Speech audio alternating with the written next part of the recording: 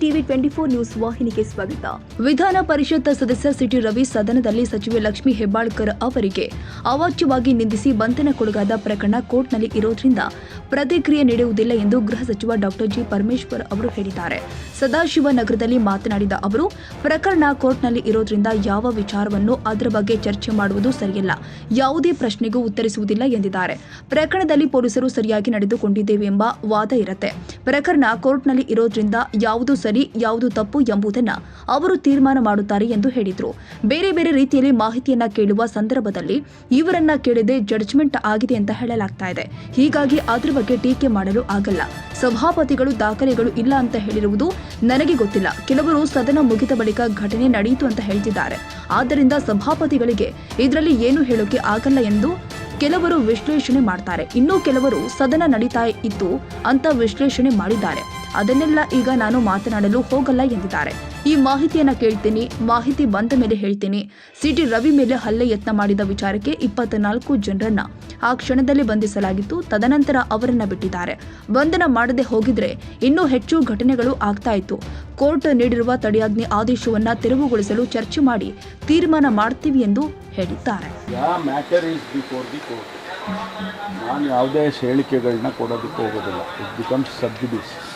ಆದ್ದರಿಂದ ಯಾವ ವಿಚಾರಗಳನ್ನು ಕೂಡ ಅದರ ಬಗ್ಗೆ ಚರ್ಚೆ ಮಾಡೋದು ಸರಿ ಕಾಣಿಸಲ್ಲ. ಅದರಿಂದ ಯಾವುದೇ ಪ್ರಶ್ನೆಗೂ ಕೂಡ ನಾನು ಅದನ್ನು ಉತ್ತರ ಕೊಡೋಕ್ಕೆ ಹೋಗೋದಿಲ್ಲ.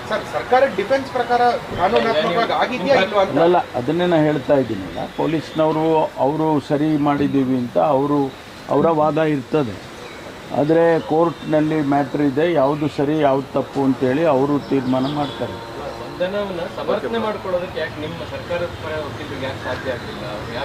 ಇಲ್ಲ, ಅವರು ಇದು ಏನಾಗಿದೆ, ಬೇರೆ ಬೇರೆ ರೀತಿಯಲ್ಲಿ ಅವರು ಮಾಹಿತಿಗಳನ್ನು ಕೇಳುವಂಥ ಸಂದರ್ಭದಲ್ಲಿ ಅವರು ಇವ್ರನ್ನ ಕೇಳೋದೇನೇ ಜಡ್ಜ್ಮೆಂಟ್ ಬಂದಿದೆ ಅಂತ ಹೇಳಿದರು.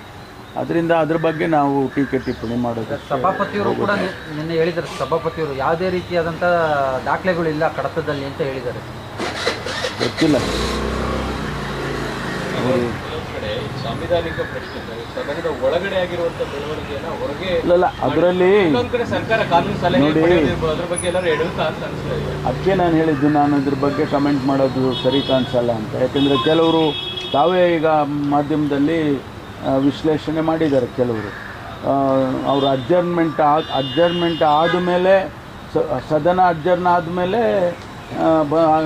ಘಟನೆ ನಡೀತು, ಆದ್ದರಿಂದ ಸಭಾಪತಿಗಳಿಗೆ ಏನು ಹೇಳೋದಕ್ಕೆ ಆಗೋದಿಲ್ಲ ಅಂಥೇಳಿ ಕೆಲವರು ವಿಶ್ಲೇಷಣೆ ಮಾಡಿದ್ದಾರೆ. ಇನ್ನು ಕೆಲವರು ಇಲ್ಲ, ಇನ್ನು ಸದನ ನಡೀತಾ ಇತ್ತು ಅಂತ ಕೆಲವರು ವಿಶ್ಲೇಷಣೆ ಮಾಡಿದ್ದಾರೆ. ಅದನ್ನೆಲ್ಲ ಈಗ ನಾನು ಏನು ಮಾತಾಡೋಕ್ಕೆ ಹೋಗೋದು. ಎಲ್ಲ ಆಗಲಿ ಸರ್, ಅವ್ರು ಅದನ್ನೇ ಹೇಳಬೇಕಲ್ಲ. ಅವರು ಬೇರೆ ಇನ್ನೇನು ಹೇಳೋಕ್ಕಾಗುತ್ತೆ, ಅವರು ಅದನ್ನೇ ಹೇಳ್ತಾರೆ. ಏನು ರೀಸನ್ ಮಾಹಿತಿ ಇಲ್ಲ ಅಂತ ಏನೋ ಲಾಜಿಕ್ ಇತ್ತು. ಒಟ್ಟಾರೆಯಾಗಿ ಅವ್ರನ್ನ 4 ಡಿಸ್ಟ್ರಿಕ್ಟ್ನ ಸುತ್ತಾಡ್ತಿದ್ರಲ್ಲ, ಯಾಕೆ ಅಂತ ಕೇಳ್ತಾ ಇದ್ದೀನಿ. ಮಾಹಿತಿನ ಕೇಳ್ತಾ ಇದ್ದೀನಿ. ಮಾಹಿತಿ ಬಂದ ಮೇಲೆ ಹೇಳ್ತೀನಿ. ರವಿಯವ್ರ ಮೇಲೆ ಅಟ್ಯಾಕ್ ಮಾಡೋದಕ್ಕೆ ಮುಂದಾದಂಥ ಪ್ರಕರಣಕ್ಕೆ ಸಂಬಂಧಪಟ್ಟಂತೆ ಯಾರು ಬಂಧಿಸಿದ್ದಾರಾ ಹೇಗೆ ಅಂತ? 24 ಜನ ಅವತ್ತೇ ಆ ಕ್ಷಣದಲ್ಲೇ ಅರೆಸ್ಟ್ ಮಾಡಿದ್ರಲ್ಲ. 24 ಜನರನ್ನು ಅರೆಸ್ಟ್ ಮಾಡಿ ಆನಂತರ ಅವರಿಗೆ ಬಿಟ್ಟಿದ್ದಾರೆ. ಯಾವುದೇ ಘಟನೆ ನಡೀಬಾರ್ದು ವಿಧಾನ ಸುವರ್ಣಸೌಧದಲ್ಲಿ ಅಂತೇಳಿ.